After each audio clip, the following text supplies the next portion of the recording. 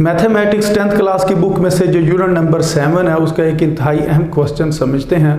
तो ये क्वेश्चन कुछ इस तरीके से लिखा गया है कि find the value of theta. आपने थीटा की वैल्यू फाइंड करनी है if L is equal to 4.5 centimetre और R is equal to 2.5 centimetre.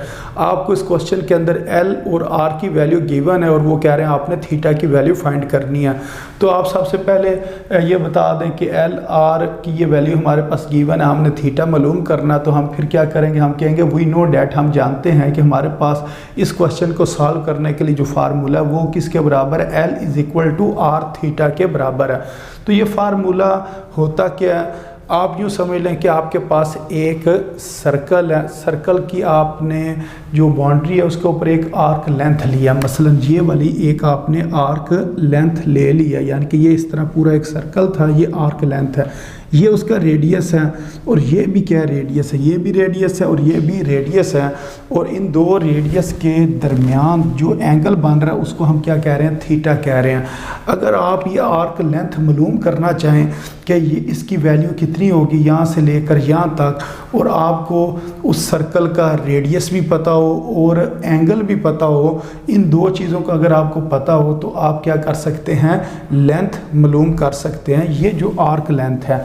अच्छा, अगर हमारे पास आर्क लेंथ भी गिवन हो, रेडियस भी गिवन हो, तो फिर हम थीटा भी मालूम कर सकते हैं कि ये जो सेंटर के अंदर या सेंट्रल एंगल जो थीटा बन रहा है ये किसके बराबर होगा। इसी तरह अगर हमारे पास थीटा और एल की वैल्यू गिवन हो तो फिर हम रेडियस जो है वो भी मालूम कर सकते हैं।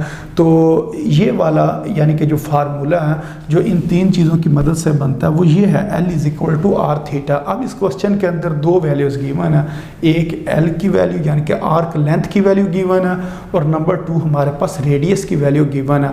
अब हमने थीटा मालूम करना है तो हम कहेंगे कि L is equal to R theta.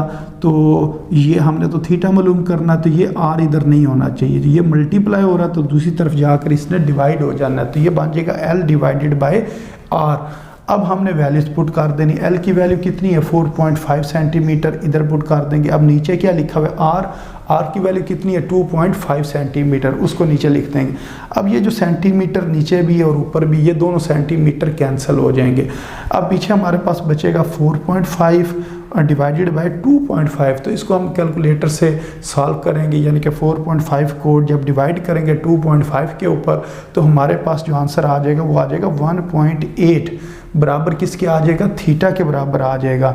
और ये आपने याद रखना कि अगर हम इसको इस साइड पर लिख लें और इसको दूसरी तरफ भी लिखा जा सकता है। और जो याद रखने वाली चीज़ ये है कि ये जो हमारे पास थीटा की वैल्यू निकली है ये किस में निकलती है, रेडियन में निकलती है। तो इसके साथ आपने ना RADIAN या खाली RAD लिख लें, तो ये हमारे पास किसकी वैल्यू आ गई जी, थीटा की वैल्यू आ गई।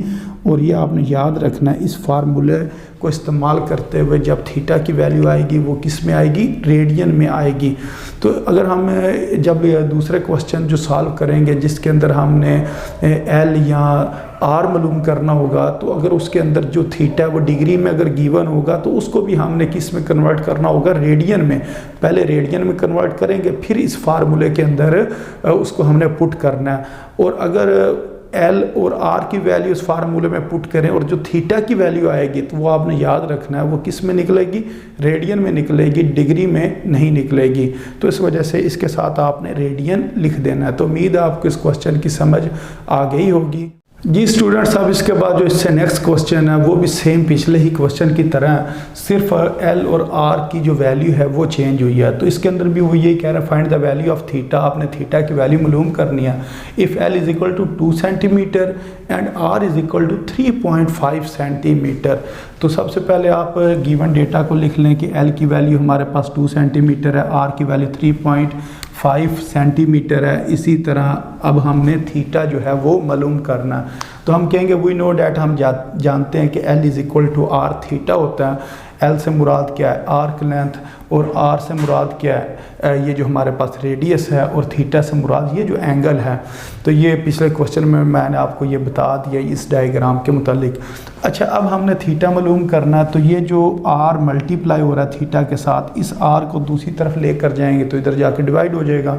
अब हमने एल और आर की वैल्यू पुट करनी। एल किसके बराबर है 2 सेंटीमीटर के, ऊपर 2 सेंटीमीटर लिख देंगे, नीचे आर लिखा है, आर किसके बराबर है 3.5 सेंटीमीटर के, तो नीचे 3.5 सेंटीमीटर लिख देंगे। अब सेंटीमीटर और सेंटीमीटर कैंसिल हो जाएंगे, पीछे हमारे पास बचेगा 2 डिवाइडेड बाय 3.5। जब हमने 2 को डिवाइड करना 3.5 के ऊपर तो हमारे पास आंसर आ जाएगा 0.5714।